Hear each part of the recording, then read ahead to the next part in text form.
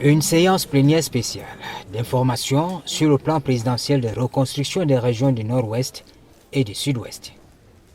Une prise de parole du gouvernement sur cette question cruciale. Cette plénière spéciale, à l'agenda de la session parlementaire actuelle, démontre à suffisance l'intérêt majeur que revêt la composante socio-économique de la stratégie gouvernementale de résolution des crises sécuritaires pour cette auguste Chambre. En sollicitant l'organisation d'une séance plénière spéciale dédiée exclusivement au plan de reconstruction du Nord-Ouest, du Sud-Ouest et de l'extrême Nord, vous avez choisi, comme le veut la pratique parlementaire, de donner l'occasion au gouvernement de se livrer à un exercice qui vous est familier, c'est-à-dire présenter les éléments d'information à sa disposition sur le sujet qui nous rassemble avant une phase d'échange qui sera, à n'en point douter, constructive et enrichissante. Le débat n'a pas tardé, avec des interrogations de forme et de fond.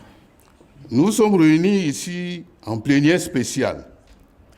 Une plénière spéciale que le SGF a réclamée à corps et à cri, non pour la reconstruction et le développement qui est sans objet, sans retour de la paix, mais pour examiner les problèmes de fond à l'origine de cette guerre, afin d'esquisser des solutions politiques susceptibles de ramener la paix. Mettons d'abord un terme à cette guerre et la reconstruction se fera tout naturellement. Nous savons tous que la reconstruction et le développement interviennent lorsqu'on est convaincu que la paix est revenue, en nous garantissant que c'est le cas dans les zones suscitées. J'aimerais que vous nous donniez les enjeux pertinents de cette reconstruction, de son développement, quand les retours de stabilité dans ces zones ont encore beaucoup de zones d'ombre.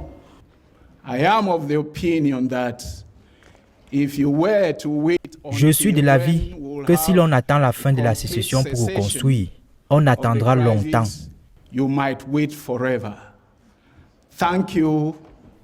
Merci d'avoir commencé quelque part. Quand je regarde les jeunes dans les centres DDR, je suis bouleversé. Nous voyons ces jeunes raser les murs, se débrouiller dans les petits métiers. Est-ce que c'est un signal qui peut servir pour appâter ceux qui sont encore en bourse? Les préoccupations des élus de la nation sont allées jusqu'à la gestion des fonds dédiés au plan présidentiel de reconstruction des zones sinistrées. Qu'entendez-vous par parlementaire? À mon sens, ce sont les représentants du peuple. Monsieur le ministre, au lieu des marchés publics, demandez aux députés des zones concernées de s'impliquer à la reconstruction en leur remettant ne serait-ce que 100 millions de francs CFA et vous attendez les résultats. Le président de la République a fait de la décentralisation son leitmotiv. N'est-ce pas à ces collectivités que reviendrait la responsabilité de reconstruire, étant plus proche des populations et maîtrisant mieux les aspirations de ces populations? Comment s'opère l'identification des projets pour la reconstruction? Ma deuxième préoccupation, c'est cette opération de recensement des bénéficiaires de la crise qui a suscité, bien sûr, beaucoup d'espoir auprès des populations. Mais il nous semble que des mois plus tard, nous ne voyons pas encore clairement que les choses ont évolué.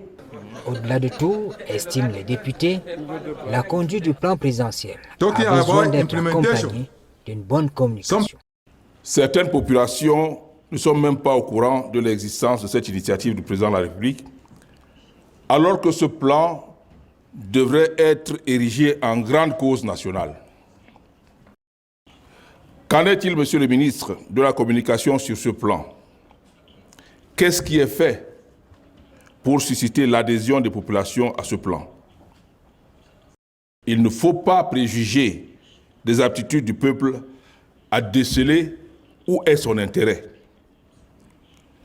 Monsieur le ministre, quand le peuple n'est pas suffisamment informé et édifié sur son intérêt, il peut être amené à être indifférent ou encore, plus grave encore, à combattre ce qui est pourtant fait pour son bien.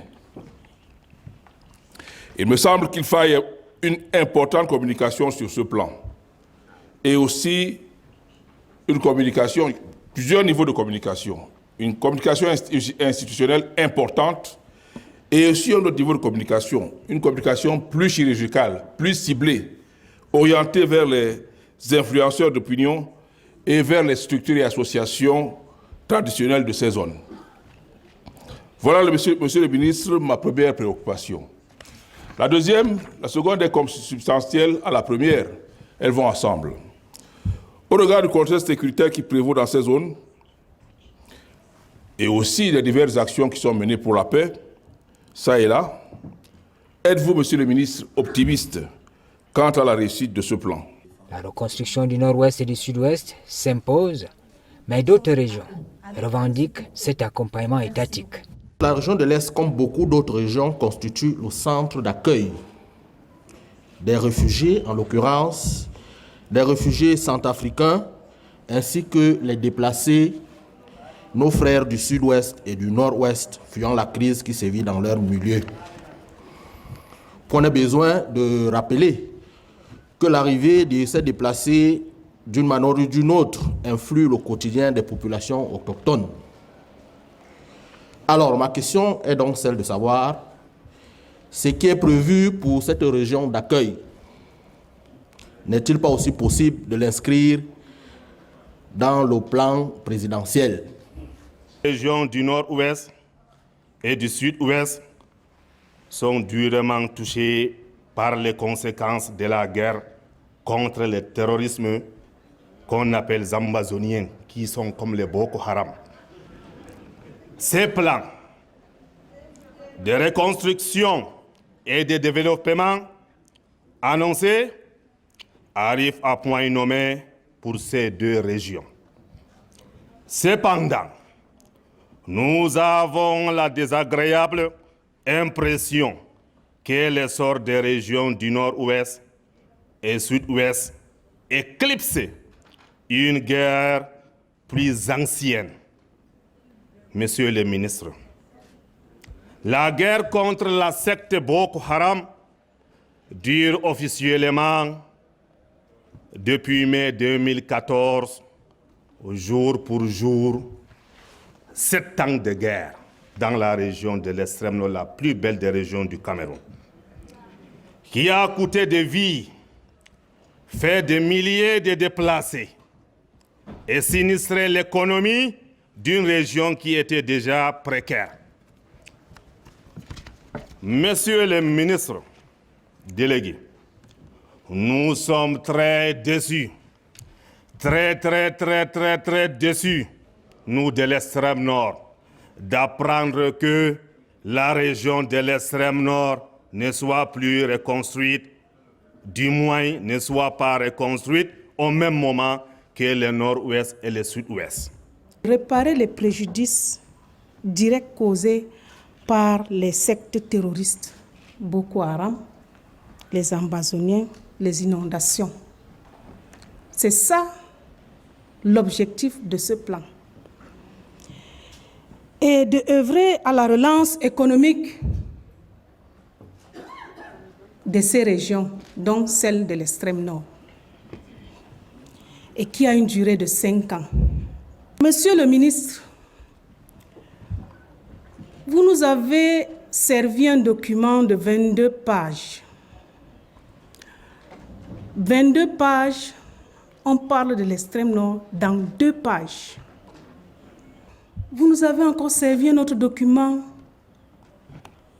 qui ressort tout le plan de reconstruction du nord-ouest et du sud-ouest, qui, à mon humble avis, devait aussi avoir l'extrême nord, où on ne trouve nulle part, chers collègues, regardez, nulle part c'est écrit extrême nord dans ce document, nulle part. financés par les bailleurs de fonds, qui je connais, se battent corps et âme dans l'extrême nord pour pouvoir ramener la paix et reconstruire cette région-là. Pour le cas précis de l'extrême nord, le gouvernement dit avoir amorcé la réalisation des projets. Cette recommandation du grand dialogue national, qui a fait l'objet d'un engagement fort du président de la République, son Excellence Paul Biya, est en cours de matérialisation. Ainsi, un groupe de travail interministériel constitué de plusieurs administrations, tant au niveau central que local, a été mis en place pour, d'une part, recenser tous les projets abandonnés, faute de financement dans cette région, et d'autre part, identifier les nouveaux projets pouvant être inscrits dans le plan de reconstruction de la région de l'extrême nord. En cohérence avec les directives de la très haute hiérarchie, le document cadre, qui a été validé à l'issue d'une réunion présidée par le Premier ministre chef du gouvernement lui-même, le 28 septembre 2021, est structuré autour de 3 composantes opérationnelles pour un coût global de 1 810 milliards de francs CFA répartis ainsi qu'il suit. Composante 1, reconstruction, 136 milliards.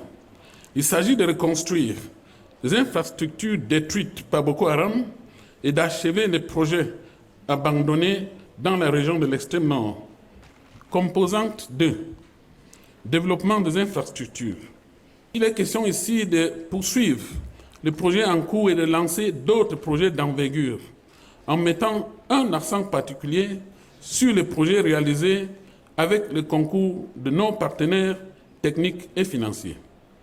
Il importe de noter que certains projets de cette composante sont d'ores et déjà en cours d'exécution, à l'instar du PROLAC, du pont Yagua-Bongor et de certains projets du PLANUT. Composante 3e, appui aux activités socio-économiques et adaptation au changement climatique, coût 87 milliards. À tout le moins, l'opinion reconnaît que le Parlement et le gouvernement se sont livrés à un échange de vues sur une question essentielle, une question qui a un impact sur la cohésion nationale.